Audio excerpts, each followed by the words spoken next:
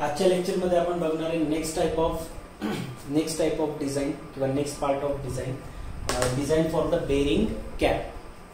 Bearing cap use कशासाठी केलं जातं? अशा काही जॉईंट्स, असे काही रॉड्स राहतात किंवा शाफ्ट राहतात की ज्यांना आपण कम्प्लीट बेरिंग इन्स्टॉल नाही करू शकत किंवा एक सोबत बेरिंग इन्स्टॉल नाही करतायत पूर्ण कम्प्लीट बेरिंग, जी तुम्ही आतापर्यंत पाहिली असेल की हा शाफ्ट आहे आणि त्याच्यावर इथं आपण बेरिंग लावलेली असं तुम्ही पाहिलं असेल. फॅनमध्ये पण याच पद्धतीने राहतात. पण मे बी असे काही कंडिशन्स राहतात की जिथं अशी कम्प्लीट बेरिंग नाही लावतायत. त्यावेळेस काय करावं लागतं की जर पूर्ण एक सोबत बेरिंग बसवत आहेत तर मग अर्धी बेरिंग बसवली जाते दोन्ही साईडला.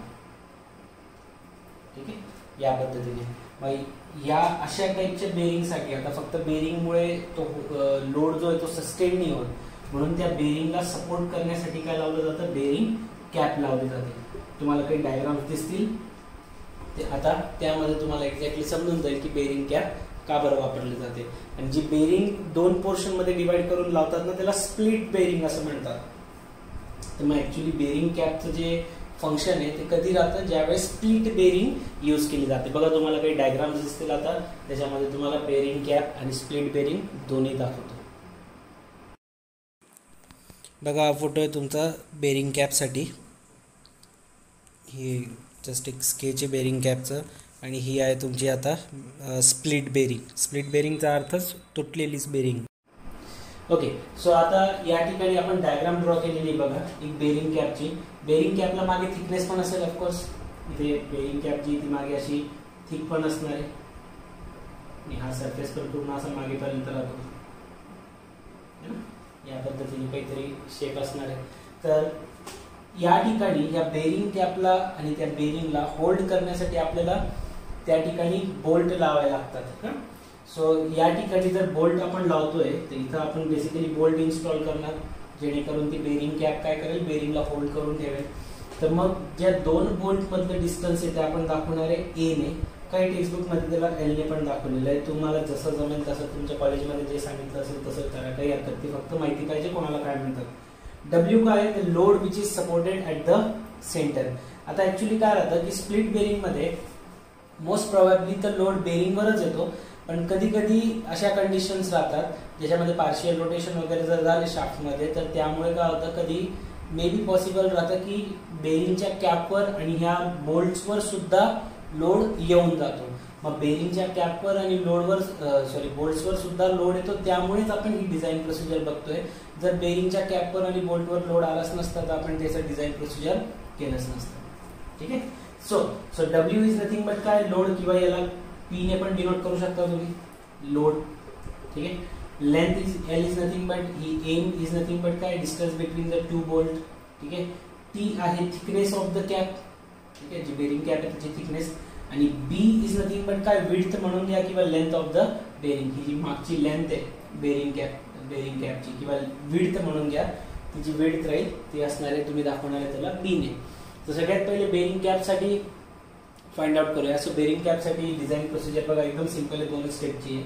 मॅक्सिमम बेंडिंग मुवमेंटचा फॉर्म्युला WA/4 है ना. आता maximum bending movement M/I = σ/y हे तुम्ही फॉर्म मध्ये शिकले होते. आठवत असेल तर व्हेरी गुड, नाही आठवत असेल तर पाठ करा. M काय राहील? मॅक्सिमम बेंडिंग मुवमेंटचा formula load into A is nothing but distance divide by 4. Section modulus for this cap, bearing cap साठी सेक्शन मॉड्युलसचा फॉर्म्युला 1/6 BT². ठीक. आणि मॅक्सिमम बेंडिंग स्ट्रेस साठी बेंडिंग स्ट्रेस इक्वल टू काय होतं? Maximum bending movement divide by section modulus. So bending stress is equal to M/Z. तर M ची value आपण WA/4 पुट केली, Z ची व्हॅल्यू काय होती? 1/6 BT². तर मी डायरेक्टली BT² टाकले, डिवाइडचा 6 वरती पाठवून दिलाय. So 6WA divide by 4 BT² होणार आहे. सो या ठिकाणी 2 आणि 6 चं बी कॅन्सलेशन होऊन जाईल. So 3 and 2. तर 3WA डिवाइड बाय काय भेटलं? 2 BT². So sigma B is nothing but काय भेटतंय? 3WA divide bye 2 BT². Sigma बी, याचा अर्थ आपल्याला मॅक्सिमम बेंडिंग त्या ठिकाणी स्ट्रेस किती जनरेट होणार आहे ते आपल्याला माहितीच राहील. मग जर बेंडिंग स्ट्रेस नाही तर टेन्साइल स्ट्रेस जो पण अप्लाय होईल तो माहित राहील. तर मग त्या बेरिंग कॅपची थिकनेस किती असली पाहिजे ते आपण फाइंड आउट करणार by using this relation. So T² इकडे घेऊन आलो, सिग्मा बी खाली येऊन जाईल. तर 3WA divide by 2B into sigma B या पद्धतीने होऊन जाईल. टी स्क्वेअर होतं, तर स्क्वेअरचं इकडे पाठवून काय करून टाका, स्क्वेअर रूट करून टाका. तर तुम्हाला इथून थिकनेस ऑफ द बेरिंग कॅपचा फॉर्म्युला माहित पडला, that is under root of 3WA divide by 2B BT square लिहून टाकलं 2B इंटू सिग्मा B. ठीक आहे, हा सिग्मा B खाली आणला डिवाइड.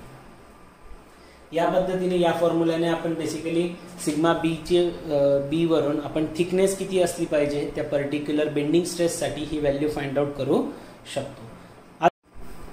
बघा आता आपण फाइंड आउट केलं होतं बेरिंग कॅपची व्हॅल्यू फाइंड आउट केली, आपण थिकनेसची व्हॅल्यू फाइंड आउट केली बेरिंग कॅपच्या अंडर द बेंडिंग स्ट्रेस साठी. ठीक आहे, पण बेरिंग कॅपला बेंडिंग स्ट्रेसच्या सोबतच आपल्याला स्टिफनेसच्या अंडर सुद्धा चेक करायचं आहे.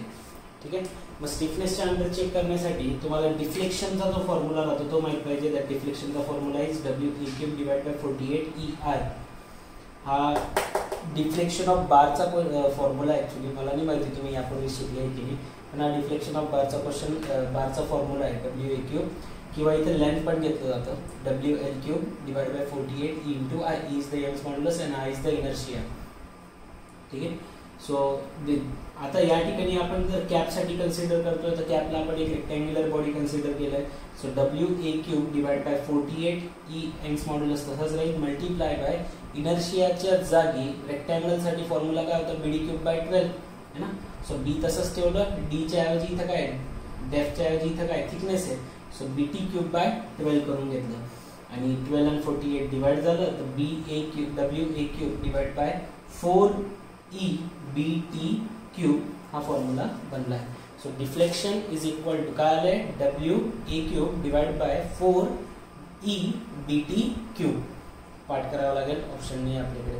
पण जी डिफ्लेक्शनची व्हॅल्यू आहे the deflection of the rod और deflection of the bearing cap should be less than 0.0025 mm. हे लक्षात ठेवा. जर 0.0025 mm पेक्षा डिफ्लेक्शन जास्त आलं तर आवर डिझाईन इज नॉट सेफ. आपल्याला ते डिझाईन सेफ बनवावं लागेल, पण डिफ्लेक्शनची व्हॅल्यू याच्यापेक्षा कमी आली पाहिजे. चलो ठीक आहे, हे झालं बेरिंग कॅप बद्दल. आता या बोल्ट्सचं पण डिझाईन करून घेऊया. ठीक आहे, मग या ठिकाणी आपण काय कन्सिडर करणार आहे बघा, की जो काही ऍक्च्युअल लोड आता तुम्हाला जसं माहिती आहे की बेरिंग कॅपला होल्ड करून ठेवलंय, बोल्ट्सने करून ठेवलेलं आहे ना. बेरिंगचं काम करता येतं बिकॉज की बेरिंग कॅपने त्यांना होल्ड करून ठेवलं आणि बेरिंग कॅपला कोणी होल्ड करून ठेवलंय बोल्टने. तर आपण काय कन्सिडर करतो की ऍक्च्युअल जितका लोड बोल्टवर ऍक्ट होणार आहे त्याच्या आपण 33% जास्त कन्सिडर करतो. म्हणजे जर सांगायचं एकदम सिंपल वर्ड्स मध्ये सांगितलं तर जर समजा बोल्टवर 100 इतका लोड अप्लाय होतोय तर आपण किती कन्सिडर करणार 133, 33% जास्त कन्सिडर केला जातो. तेच इथं लिहिलंय बघा. The load on the each bolt is taken as 33% higher than the normal load act on each bolt. प्रत्येक बोल्टवर जितका लोड ऍक्ट होतो त्याच्या 33% आपण जास्त लोड कन्सिडर केलेला आहे. तर लोड किती ऍक्ट होतोय समजा W इतका लोड ऍक्ट होतोय है ना. तर W इतका लोड पूर्ण बेरिंग कॅपवर ऍक्ट होतोय. W इतका लोड पूर्ण बेरिंग कॅपवर ऍक्ट होतोय. मग आता प्रत्येक बोल्टवर तो लोड जो आहे W जो आहे तो डिस्ट्रीब्यूट होऊन गेलेला असेल. समजा जर 2 बोल्ट राहिले असते, फॉर एन एक्झाम्पल 2 बोल्ट राहिले असते तर प्रत्येकावर किती लोड आला असता W/2 अर्धा अर्ध. आणि असे दोनच राहतात आणि असे मल्टिपल राहू शकतात. मग समजा प्रत्येक बोल्टवर किती आपण कन्सिडर करून घेतलं या ठिकाणी की let's say n is the number of bolt है ना, n is the number of bolt.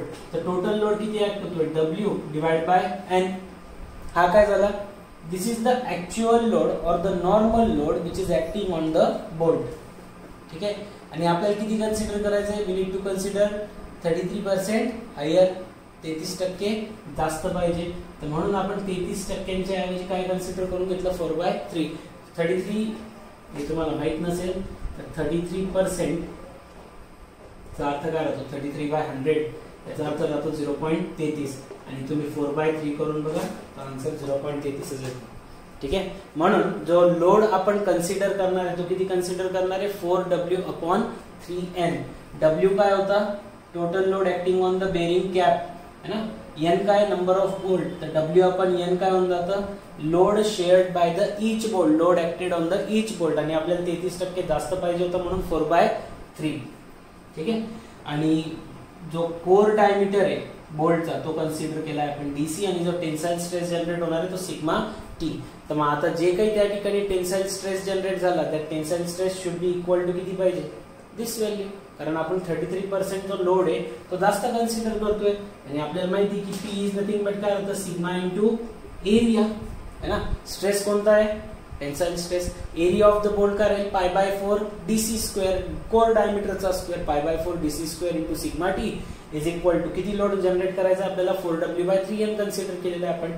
या व्हॅल्यू वरून आपण काय फाइंड आउट करणार कोर डायमीटरची व्हॅल्यू फाइंड आउट करणार. काय फायदा झाला याचा की तुम्ही जास्त डायमीटरचा बोल्ट जर डिझाइन केला थोडा 33% हायर साठी तर फेल्युअरचे चान्सेस कमी राहतील. मग फेल्युअरचे चान्सेस कमी असले पाहिजे म्हणून आपण काय कन्सिडर करतोय की हा एवढा क्रॉस सेक्शनल असलेल्या बोल्ट वर इतका जर स्ट्रेस जनरेट होतोय तर समजा त्या ठिकाणी लोड किती आहे 33% हायर आहे तर त्याच्यासाठी कोर डायमीटर किती आहे ऍक्च्युअल पेक्षा 33% लोड जास्त जरी ऍक्ट झाला तरी कोर डायमीटर किती आला पाहिजे ते आपण इथून फाइंड आउट करणार आहे. तर असे सिम्पली तुमचे दोन फॉर्म्युले आहेत. एक राहील तुमचा बोल्ट साठी सॉरी 3 झाले, एक बोल्ट साठी आहे, एक स्टिफनेस साठी आहे आणि एक बेंडिंग स्ट्रेस साठी आहे. सो या 3 फॉर्म्युल्यांच्या बेसिसवर आपण पूर्ण बेरिंग कॅप डिझाइन करू शकतो. आता एक याचा आपण सुंदर असा न्यूमरिकल बघूया. बघा क्वेश्चन बघूया. क्वेश्चन दिसायला तर भरपूर मोठा आहे पण सोल्युशन काही इतकं मोठं नाही आहे. क्वेश्चन काय दिलाय बघा. Over bracket supports a plumber block of 80 mm diameter shaft. So आपल्याला पहिली क्वांटिटी गिवन मध्ये शाफ्टचा डायमीटर दिलेला आहे. काय दिलेलं आहे ते व्यवस्थित समजून घ्या. कॅपिटल डी ने डिनोट करा. आपल्याकडे असं काही स्पेसिफिकली मेन्शन नाही की याच्या आपलं बेरिंग कॅपच्या डिझाईन मध्ये शाफ्टचा डायमीटर कशाने डिनोट करायचा. सो डायमीटर मी कन्सिडर करून घेतो 80 किती सांगितलं 80 mm स्मॉल डी ने दाखवला मी. ठीक आहे. The length of the bearing कशाने दाखवलं होतं आपण बी ने ना. So length of the bearing किती दिलाय 120 mm. सो हिअर बी मी तुम्हाला तेव्हाच सांगितलं एल ने पण दाखवतात विड्थ लेंथ दोन्ही म्हणतात त्याला 120 mm. पुढे the cap of the bearing is fasted by means of 4 bolts. Number of bolts दिलेले आहेत तुम्हाला n number of bolts 4. पुढे 2 on each side of the shaft. So दोन बोल्ट प्रत्येक ठिकाणी लावलेले आहेत. The cap is to withstand a load of 16.5 kilonewton. बघा आता लोडची व्हॅल्यू दिली तुम्हाला 16.5 kilonewton. लोड W ने दाखवला होता मी 16.5 kilonewton आहे. सो किलोन्यूटनचं कन्वर्जन करावं लागेल न्यूटन मध्ये. So 16.5 into 10 raised to power 3. The distance between the center lines of the bolt is a 150 mm. Distance between center line A ने दाखवलं होतं आपण. So A is equal to किती सांगितलंय 150 mm. पुढे determine the thickness of the bearing cap. पहिला question find out काय करायचंय तुम्हाला थिकनेस फाइंड आउट करायची बेरिंग कॅपची. हे कशाच्या अंडर माहित पडेल तुम्हाला बेंडिंग स्ट्रेसच्या अंडर माहित पडून जाईल. चलो ठीक आहे. Thickness of the bearing cap and the diameter of the bolt. ठीक आहे. बोल्टचा डायमीटर कोर डायमीटर काढायचा आहे म्हणजे तुम्हाला diameter of the bolt. Assume safe stress in the tension for the material of the cap which is a cast iron as a 15 megapascal. बघा आता 15 megapascal हा जो स्ट्रेस आहे टेन्साइल स्ट्रेस आहे म्हणा किंवा बेंडिंग स्ट्रेस कोणता सांगितलाय त्यांनी टेन्शन अंडर टेन्शन सांगितलंय ना. तो हा जो स्ट्रेस आहे तो कोणासाठी आहे 15 मेगापास्कलचा हा बेरिंग साठी आहे. आणि पुढे बघा 4 बोल्ट्स ॲज अ 35 मेगापास्कल आणि 35 मेगापास्कल हा कोणासाठी आहे this one is for the bolt. ठीक आहे. तर हे समजून घ्या. बघा अजून safe stress in tension for the material of the cap. पहिले कॅप साठीचा दिलेला आहे. सो कॅप साठीची व्हॅल्यू किती दिली आहे स्ट्रेस फॉर द कॅप किंवा tensile stress for the cap तुम्हाला कसं लिहायचं ते लिहून घ्या. फक्त व्हॅल्यूज टाकताना बरोबर टाका. कॅप साठी एक व्हॅल्यू दिलेली आहे त्याला थोडं मध्ये करून घेऊ. आणि अजून 4 बोल्ट साठी tensile stress for the bolts दिलेला आहे किती 35 मेगापास्कल. पुढे also check the deflection of the cap. Deflection पण चेक करायचं आहे डेल्टा. आणि ई ची व्हॅल्यू किती सांगितली आहे 110 किलोन्यूटन पर mm स्क्वेअर. चलो ठीक आहे. सगळे काही व्हॅल्यूज दिल्या आहे. Now will start our calculation. Question काम चालू. बघा आता सगळ्यात पहिले फाइंड आउट काय करायचं होतं thickness of the cap. Thickness of bearing cap formula लिहिला आपण. सो हिअर फर्स्ट याच्यामध्ये काही मोठी डिझाईन प्रोसिजर आहे असं काही नाही आहे. थिकनेस ऑफ बेरिंग कॅप तुम्हाला डायरेक्ट फॉर्म्युला लक्षात असेल तर व्हेरी गुड, नाहीतर तुम्ही मॅक्सिमम बेंडिंग स्ट्रेस काढण्यासाठी maximum bending moment upon Z M upon Z करा, एम ची व्हॅल्यू WA/4, झेड ची व्हॅल्यू 1/60 BT स्क्वेअर या पद्धतीने पण काढू शकतात. किंवा डायरेक्टली जर तुम्हाला टीचा फॉर्म्युला माहिती असेल तर तुम्ही तो सुद्धा लिहू शकता. टीचा फॉर्म्युला मी डायरेक्ट लिहून घेतो. टी इज इक्वल टू काय होतं, √3 × W × A डिवाइड बाय 6 आणि किती होतं ते 8 होतं ना, नाही 6 आणि 4 तर इथं झालं होतं 2 × bending stress sigma B × width D. हा सुद्धा एकदा चेक करून घेतो मी. 3 × W × ओके, हा सुद्धा करेक्ट आहे. तुम्ही असं पण करू शकता ना, m is equal to WA/4 z is equal to 1/6 BT square, दोघांना डिवाइड केलं मग कॅल्क्युलेट केलं, you can be like that. काही हरकत नाही. डायरेक्टली व्हॅल्यूज पुट करूया, थिकनेस फाइंड आउट करायची. So T is equal to √3 × load किती सांगितलं आपल्याला 16.5 किलोन्यूटन. सो हियर 16.5 किलोन्यूटन जर न्यूटन मध्ये 10⁻³ ए ची व्हॅल्यू किती सांगितली आहे 150 डिवाइड बाय 2 × सिग्मा बी. आता हा बेंडिंग स्ट्रेस कशाचा टाकणार तुम्ही बघा, तुम्हाला दोन व्हॅल्यूज दिलेल्या आहेत स्ट्रेसच्या, ठीक आहे. एक 15 दिलेली आहे आणि एक 35 दिलेली आहे. एक 15 मेगापास्कल कॅपसाठी, एक 35 मेगापास्कल बोल्टसाठी. आपण हे कोणासाठी करतोय, कॅपसाठी. तर इथं कोणासाठी करावं लागेल, सिग्मा बीच्या ऐवजी मी इथं sigma B is nothing but, ठीक आहे. ते असं कन्फ्युज होऊन जाईल ना, नाही तर सिग्मा बी बोल्टसाठी होतं, इथं बोल्ट लिहून है ना. So this one is for here sigma B is nothing but काय येणार आहे, सिग्मा फॉर द कॅप. तर कॅपसाठी किती आहे 15 मेगापास्कल मल्टीप्लाय बाय बी ची व्हॅल्यू किती सांगितली आहे 120 mm. कॅल्क्युलेट करा, you will get the value of the thickness. Answer आला पाहिजे 45.4 mm अप्रॉक्सिमेट करून 46 mm. तर थिकनेस किती पाहिजे बेरिंग कॅपची 46 mm च्या बरोबर. नेक्स्ट काय फाइंड आउट करणार, नेक्स्ट फाइंड आउट करायचं आपल्याला diameter.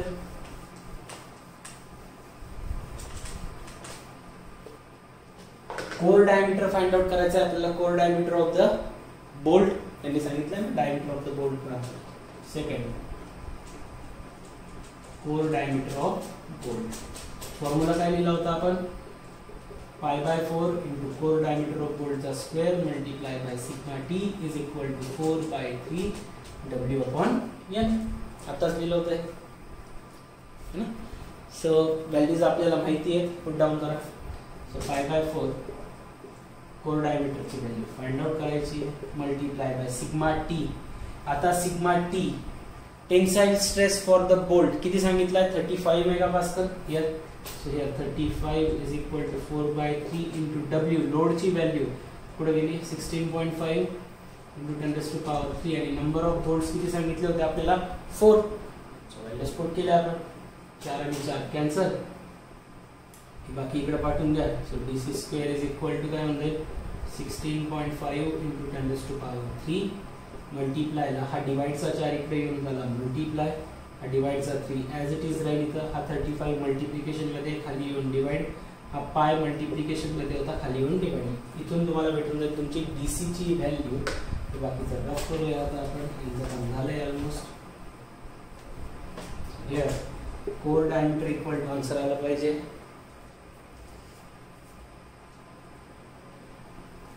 Okay. So core diameter equal to येते 200 आणि त्याचा 14.2. अच्छा ठीक आहे, इथं येत आहे समजा 200 DC² इक्वल टू आणि DC इक्वल टू येते 14.2 mm. ठीक आहे, तुम्ही पाहिजे तर कोर डायमीटरला अप्रॉक्सिमेट करू शकता. Now the last thing which we have asked is nothing but काय deflection of the cap. Deflection of the cap find out करू.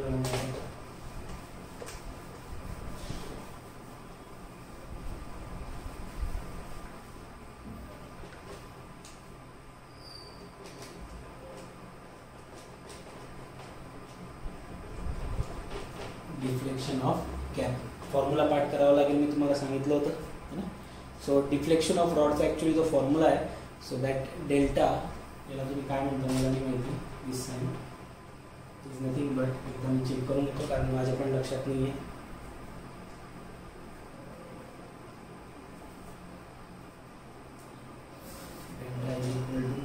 WAQ divided by 4EBTQ.